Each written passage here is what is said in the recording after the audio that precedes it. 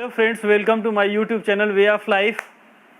जैसा कि आप सब जानते हैं कि आज का पेंडेमिक सिचुएशन है, लगभग 5 महीने होने को आ रहे हैं। लॉकडाउन की स्थिति मोर और लेस बनी हुई है। लाखों लोगों की नौकरियां चली गई, लाखों लोगों की इनकम कम हो गई, जिससे जीवन में उदासीनता आ गई है, नेगेटिविटी बढ़ गई है, पॉजिटिविटी घट गई है। तो आज हम बात करेंगे इसी नेगेटिविटी और पॉजिटिविटी पे। क्यों? क्योंकि जीवन में उत्साह बहुत ज़रूरी है। बिना उत्साह के नेगेटिविटी बढ़ने लग जाती है। इसलिए हमेशा सकारात्मक सोच को बढ़ावा देने की ज़रूरत है। तभी सभी बाधाएं दूर हो सकती हैं। जब हम पॉजिटिव सोच के साथ काम करेंगे तभी हमें सफलता मिल सकती है। आज हम बात करेंगे इस पॉजिटिविटी और नेगेटिविटी को थोड़ा सा एक स्टोरी के माध्यम से समझेंगे।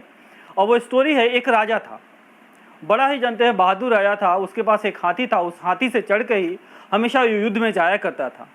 उस हाथी ने बड़ा सहयोग किया था, बड़ा सामर्थ्यवान हाथी था। उसके थ्रू बहुत ढेर सारी लड़ाइयाँ राजा ने लड़ी और जीती। समय बीतता गया और हाथी बूढ़ा हो गया।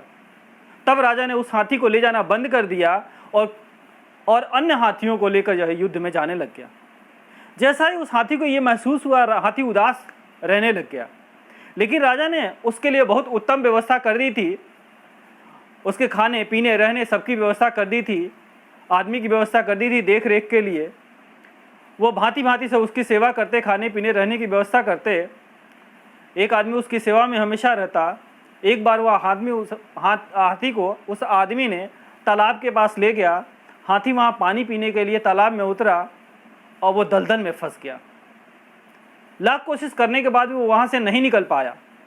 बड़ा परेशान हुआ। वह आदमी आकर राज्य में मंत्री को बताया। मंत्री गया और सारी सिचुएशन उसने देखी।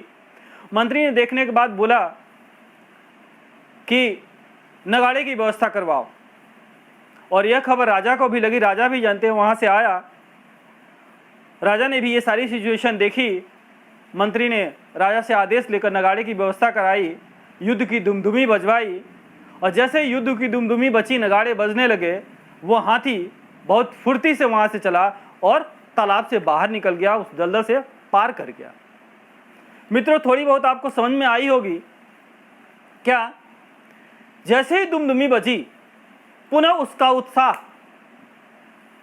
सृजित हो गया और वह तुरंत दलदल से निकलकर राजा के पास आ गया। उसको लगा कि युद्ध की तैयारी हो गई है। उसकी ऊर्जा सारी जो है शरीर के अंदर संचित होकर आ गई, एक जगह इकट्ठी हो गई। दोस्तों, इस कहानी से थोड़ी सी सीख हमको यही मिलती है कि जीवन में उत्साह बहुत जरूरी है।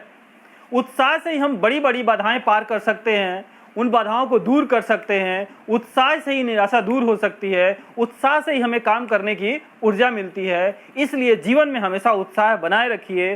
जीवन में हमेशा कठिनाइयाँ, परेशानियाँ आती रहेंगी। हर रात की सुबह होती है मित्रों।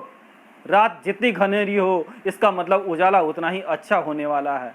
इसलिए मित्रों, मैं हमेशा कहूँगा कि इस पेंडेमिक सिचुएशन में भी अपने धैर्य को रखिए, अपनी एनर्जी को रखिए, उत्साह को रखिए। क्यों? क्योंकि जीवन का पर्याय है उत्साह। जिसके जीवन में उत्साह घट गया, उसका जीवन घट गया।